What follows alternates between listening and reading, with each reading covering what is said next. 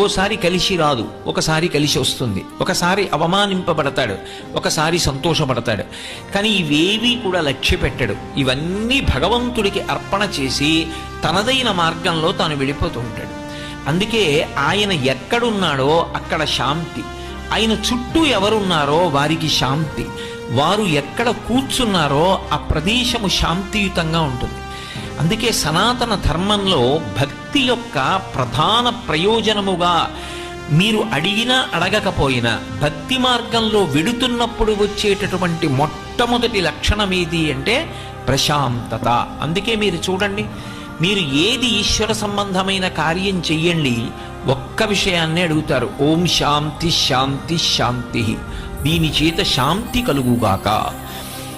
అందుకే త్యాగరాజస్వామి కూడా శాంతము లేక సౌఖ్యము లేదు సారసదళ నయన అంటారు. అసలు ఆ శాంతమ